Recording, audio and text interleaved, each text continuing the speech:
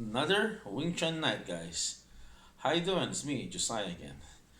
My apologies if I haven't put out any videos yet because I've been busy starting my business, getting my business up the ground, and there are also just a lot of things happening nowadays. So let's do a little Wing Chun thing, distract you from your blues.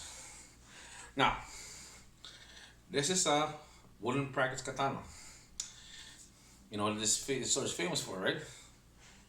The Japanese samurai. Most heralded warrior in history, next to the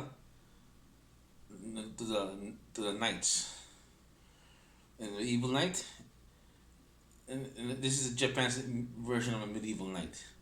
But unlike we call this that, what we call the medieval knight, the Japanese samurai had no shield. He had only armor and a hauberk and a helmet and everything, but this was his shield and his killing weapon at the same time. What does it have to do with Wing Chun? Let me tell you. I'm holding the sword.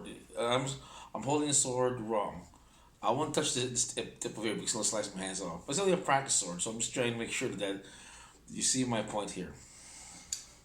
Now, back then during the Mongol invasions, when the Mongols invaded Japan, one battle was so revered by the Japanese. When they plunged the battle against the Mongols, they had they had this. Now, one battle means that you don't have your enemy. You don't have your fellow samurai behind you back to back. You're there there to slice and kill as many bodies as you can, and stack them up 8 feet high to prove your worth.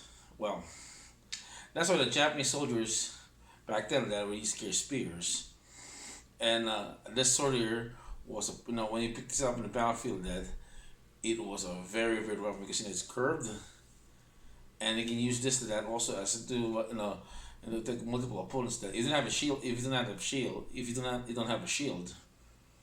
And what's the next good thing?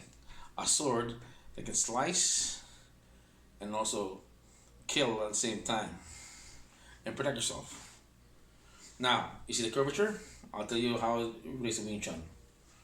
Now, in Wing Chun battle, my triangle's always up here. My hands, these are my feelers, it's my slicers. I can take the force in or go in and attack. A samurai sword is the same thing. When they in kendo, they have the sword in front of them like this. Always two hands. Like Wing Chun, two hands. My defense hand's over here, and my writing hand's over here. When you hold this, you don't grip like a baseball bat. Grip it lightly. So when I go in contact, I always go in the middle, like this, or this, depending where your leverage point is. A sword has a leverage point. For me, my leverage point is this way. So if I do this, it's still. See, folks, see my balance. If I do it this way, I can remain balanced. Now, somebody tries to spar with me. I hit them, deflect the weapon away, and go in. Hit the weapon, deflect it, and go in. How to protect myself here?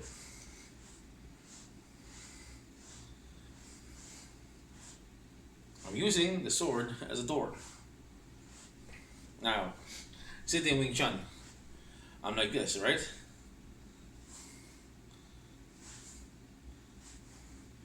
My hands don't leave the middle. Same thing with a sword. It doesn't leave my middle. That's why the Japanese samurai is so good, because when he swirls his weapon, he does not leave, like he doesn't leave these vulnerable points. He makes it so quickly, he makes those slices. Somebody makes a mistake, he makes a slice like this, he kills the opponent. See? He uses the thing as a tool. I might be doing this wrong, but I'm just showing you this is an example. So somebody hits me, deflect sword away, go in, chop aside, and pull.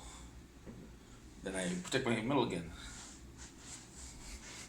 Attack. Attack. That's a guard hand. Somebody comes in, I lower this thing in front of me. See? Same thing with Wingchun.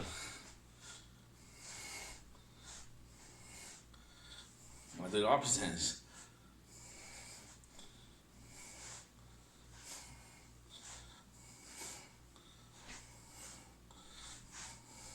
Kicks. Make sure my middle is always protected. That's the point of Wing Chun, or boxing, or any art in a martial area. Protect your middle. If I protect this middle, I can glide and protect my body like this. Now I'll show you one other thing.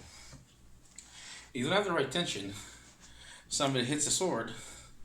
You're holding it in control of this. See what I mean? Whoa. See? If I know how to handle myself, know my balance, I can stay in this glide point. And that's the thing. Wing Chun doesn't need to be flashy. It needs to be efficient to fight in the middle. That's all you need to know. How to control your little world. That's why my teachers told me you always have an option to run or engage. If you prefer to run or hit and escape, that's the most important thing. Remember one thing, the movies are for the movies. You're not there to prove yourself. You're there to protect yourself. Enjoy your day, guys.